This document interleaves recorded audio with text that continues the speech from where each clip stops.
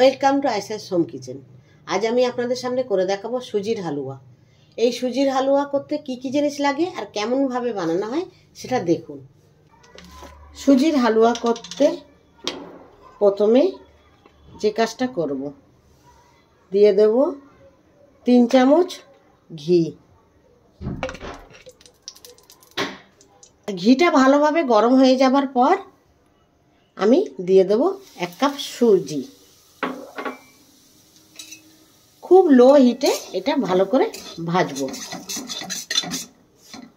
হালকা একটা brown colour আসা পর্যন্ত।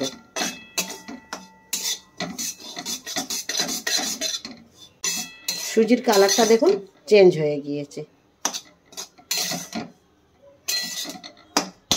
এরপরে আমি এতে দিয়ে দেব আমুল গোল্ড 1 লিটারের।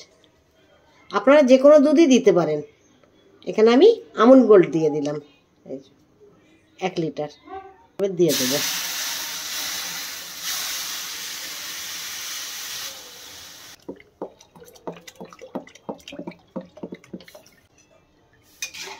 দিয়ে ভালোভাবে একে নেড়ে নেব।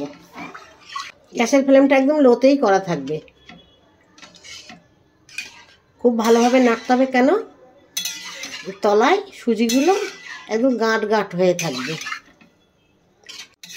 যখন দুধটা আর সুজিটা মাখা মাখা হয়ে যাবে, দেব 2 ছোট এলাচ আর দিয়ে দেব চিনি।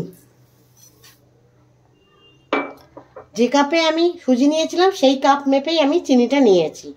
নেবার পরে এবারে ভালোভাবে নাড়তে হবে। নাড়তে নাড়তে যখন আমার চিনিটা গলে যাবে, তখন আমি এতে দিয়ে দেব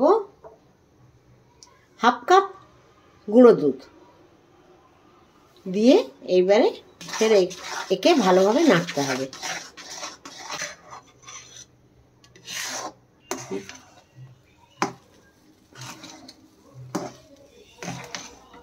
যখন এরকম শক্ত মতো হয়ে এসছে আর নাড়া যাচ্ছে না ভালো করে, তখন এতে আমি দিয়ে দেবো 2 চামচ ঘি।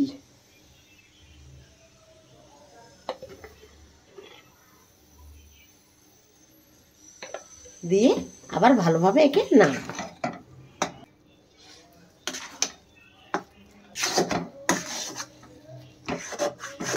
আমার গা থেকে ছেড়ে আসছে হালুয়াটা, তার মানে এই হালুয়াটা পারফেক্টভাবে তৈরি হয়েছে।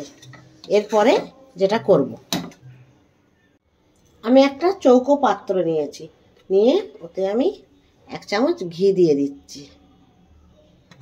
ঘি দেওয়ার পর আমি একটা ব্রাশ দিয়ে এটাকে ব্রাশ করে নিই। ভালোভাবে ঘি দিয়ে মাখানো হয়ে গেছে প্লেটে। এইবারে সেই সুজির হালুয়াটা এতে তুলে দেব।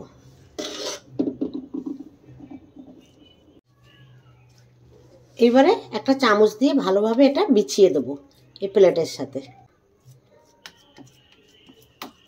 ভালোভাবে বিছিয়ে নিয়েছি, নিয়ে এবারে এতে দিয়ে দেব কাজু বাদাম। এরকম ছোট ছোট কুচি করে নিয়েছি।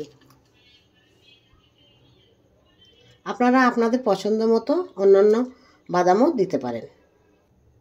কাজু বাদামটা দেওয়ার পরে আমি দিয়ে দেব কিছুটা কিশমিশ।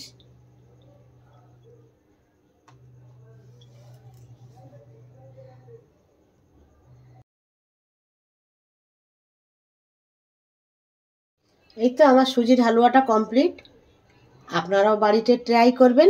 ভালো লাগলে লাইক করবেন, শেয়ার করবেন অ্যান্ড সাবস্ক্রাইব করবেন। আর কমেন্ট দিয়ে জানাবেন যে কেমন হলো রেসিপিটা। Thank you.